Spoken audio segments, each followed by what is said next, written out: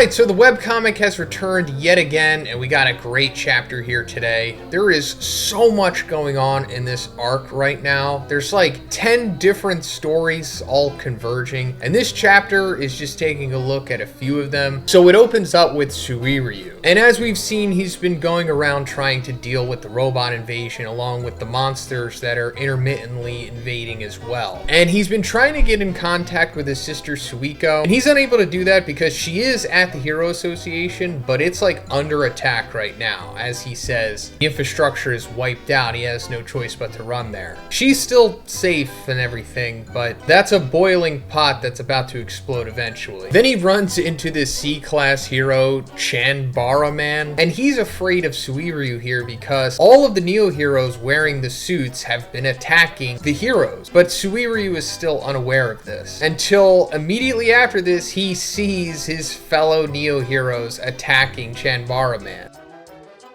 And this is the group that we've seen throughout this arc so far. Like, these guys in particular were originally in the Hero Association. Like, this main guy here was a B-class hero named Heat Edge. And earlier on in the arc, he was struggling against like a monster threat. And he realized how outmatched he was compared to them. And he and his other hero friends that we also see in this chapter eventually just joined the Neo heroes. So it's, you know, extra tragic that they're being taken over now. And then Suiryu, of course, has the realization like, oh, the suits are actually taking us over, because he had an issue with this before when he was fighting against Garo. Then he remembers like Suiko not wanting to wear the suit and the words, before you know it, the suit's removal feature won't work. He's like, I guess I can't take it off, so he just tries to manually destroy it, but then he can't. And he's like, oh no. That's kind of where that ends. So yes, Suiryu is for sure being taken over by the suit, as we see at the end of the chapter, but we'll come back to that. Now we're coming into Webigaza, who is continuing to fight against the robot threat here. And we see that as she's been doing this, she's gotten to the point of like exhaustion, and she no longer looks how she originally did. And this stems back to a couple chapters ago, where once the robot threat started, she got her cameraman to show her like destroying all the robots, you know, trying to get good press and everything, but more so like overachieving, if anything, like going way beyond what she is supposed to do and getting ahead of herself, because at the end of that initial sequence she was like, I will become what Sweet Mask couldn't, the real thing. Also, as she was leaving to go into that initial rampage, her cameraman was like, hey, you know, you left your coolant behind and your replacement batteries. Without any of these, your body won't be able to keep up. What are you even trying to do? And now we're seeing the after effects of that. Like, she's overheating to the point of where she just like erupts in fire. And at the same time, everyone is like witnessing this. And to make matters worse, her like internal system is like trying to force her to take out the people watching. But she's able to like stop herself and overcome it. And also this is happening because of the cyborgification that she underwent. Like, she did this before Neo heroes were even a thing, just because she wanted to be like Amai Mask, like a really powerful hero and an idol at the same time. And as I'm sure a lot of you have realized, this is supposed to parallel to Amai Mask's big sequence that he had once it was revealed to the world that he was a monster. I mean, of course, there's always been the parallels between Webigaza and Amai Mask. She even tells Child Emperor like a couple chapters back that she wanted to be the one to finish off Amai Mask. So now their like internal takeover mechanism is trying to work, but I guess her willpower is just too strong for it. And as she's restraining herself from like killing this girl, the other Neo heroes start coming in and hitting Webigaza.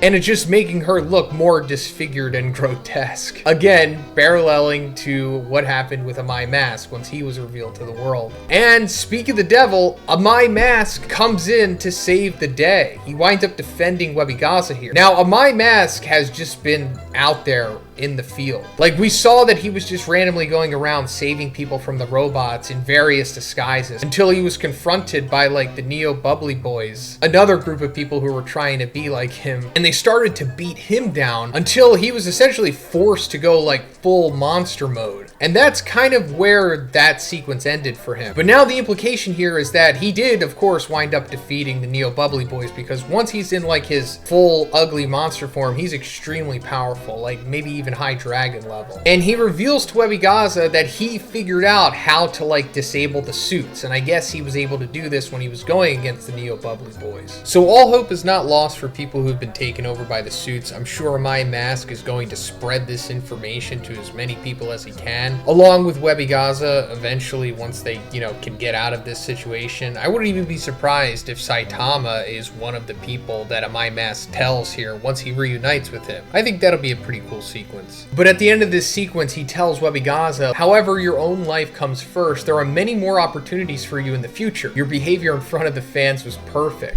And she's like, yes, yes. So this is great, of course. Amai Mask helping Webigaza. Webigaza accepting Amai Mask's help. And I also think it's supposed to show here that, like, now that Amai Mask has essentially accepted what he is, like this grotesque monster, he's more human than he ever was. Which is like a cool, interesting twist, because when he was trying to be a human, he was more monstrous. But now it's, you know, the other way around. And I guess Webigaza is also going to have like the same kind of arc as well. So now we come back to Excel, and he's running away from his own group, the Hunters, who have been taken over by their suit. And I think they might have been the first group to have like the suit take them over, because like a couple chapters back, they were all just defending against the robots until that suddenly happened and they were attacking Excel, and he was like running away. So now we're coming back to this, and he's just cornered, and I guess he's just accepted that they're going to take him out until Tank Top Master comes in and defends him. And this is really important because back during the initial invasion of the robots, Tank Top Master was like defending against them. But like, of course, he was limited in what he could do until the Hunters with Excel showed up and were like, hey, you know, get out of the way. You're like outdated at this point. We don't need you anymore. You're off the team. So now it's coming full circle, and Tank Top Master is helping Excel, and he's showing Excel like, hey, I'm not holding a grudge about that. Thanks to you guys, we were able to evacuate the citizens to the shelters more efficiently. I'll hold these guys off. In the meantime, get out of here. And Excel apologizes to him, which is great, and he runs off to the Hero Association to like try to tell them what's going on, because, you know, like I said, the Hero Association is being attacked by the robots, and all of the heroes are kind of just sheltered in there at the moment, so they're not really aware of the suits taking over the Neo Heroes yet.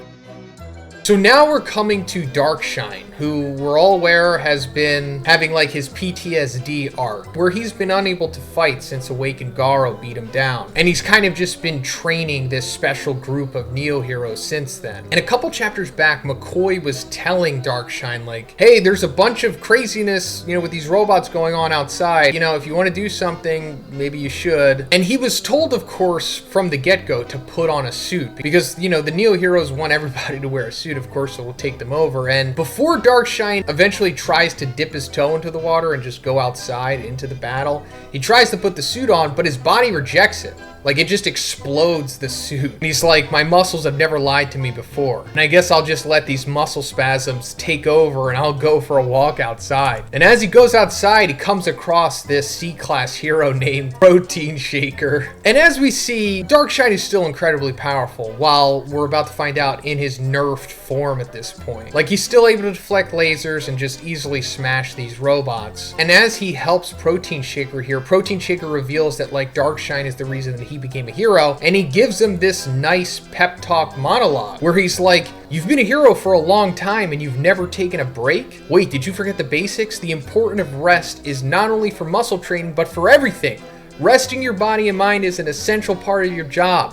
And as a trainer, I won't let you ever say you ran away again. And now, from an A-class hero's perspective, you should go now. We need a strong hero like you. And listening to those words, like, resonated with Darkshine, and suddenly he, like, pumps up and he regains his shine, his luster. And he's like, guess the break paid off. You're looking great. So, yeah, Darkshine needed a break, essentially, not just physically but also mentally. Now, as for why he wasn't glistening before and why he's glistening now, it could go into the secret of his power. We've talked about this before. There is like an actual transformation that Darkshine underwent. Like, he didn't always look like this. He kind of just looked like a little Asian kid, and he eventually became a huge black dude. So I don't know if it's monsterization or some kind of pseudo-monsterization. Either way, whatever's going on with him, he is back to full power, maybe even stronger than he was before now that he's had this rest. Because when Darkshine became a hero, he was already like overpowered at that point. And he never really, I guess, struggled in a fight because he wasn't really like a fighter, it's implied. He was kind of like an athlete. So things were just easy for him for the longest time. And when he eventually ran into a fight that actually pushed him to the point of near death against Awakened Garo, he kind of snapped, and it took a really long time for him to recover from that. And I guess we're finally to that point where he has. But now,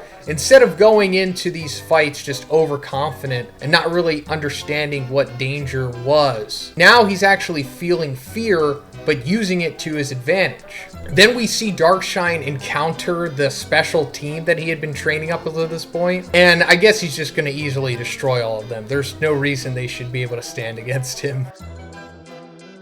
So now we're coming to the final sequence of the chapter with Fubuki, and she's using a barrier to defend against these robot attacks. And we're actually seeing, I think for the first time, what her A-class ranking is, and it's number 5. So that's cool, she's moving on up. But she's not alone, she's actually with Psychos here. And I think that was the last time we actually saw these two. It was some time after Fubuki had broken Psychos out of the Hero Association jail. She like brought her back to wherever she lives or whatever. And they were kind of doing like this mental meeting thing where Fubuki was trying to get through to Psychos and figuring out why she did what she did. In the webcomic, it is super ambiguous as to what's going on with her motivation and all of the God stuff. Like in the manga, it's pretty clear that God is behind everything essentially, but in the webcomic, not so much. And even in that conversation between her and Psychos, we still didn't really get any answers. So you would only kind of really know what was going on if you read the manga, but you have,